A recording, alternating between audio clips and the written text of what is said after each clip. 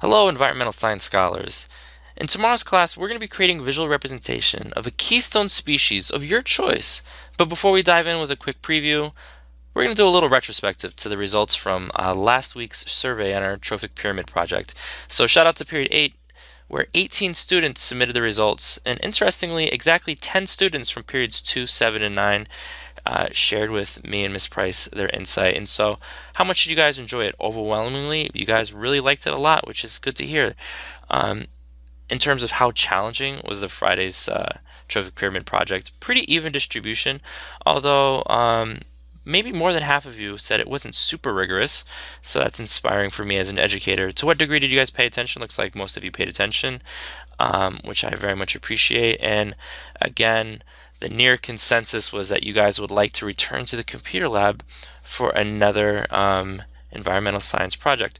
We asked you what kind of Photoshop projects you'd like to do in the future, and got some really nice suggestions. One thing someone wrote was, I would like to do Photoshop projects that require a little more creativity than simply filling out a chart. I'm a very visual learner, so doing artistic projects really help me process the information that I'm learning.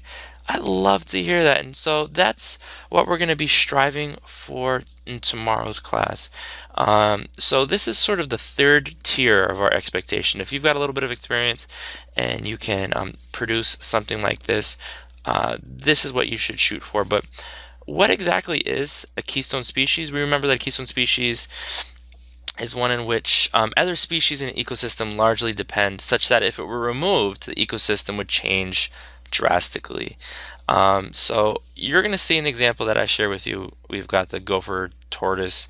Here we've got another example, and this is a pretty simple example where we see lots of lines indicating how these species on the bottom are dependent to the species on top. And in fact, that's going to be I guess our first tier of expectation. If you want to produce something that looks like a little bit like this, so instead of the tortoise, maybe you're doing the wolf or the otter or maybe a starfish, you're going to produce something that looks a little bit like this. If you want to get a little bit more abstract and show how all these species, or how like the gopher, the keystone species, this gopher turtle is providing the foundation for this other species, you can do that as well. And then finally, if you want to create a sort of both abstract and concrete representation of how these species interact, along with a little factoid, you can do that too. Stay tuned for tomorrow's class. Can't wait to work with you guys.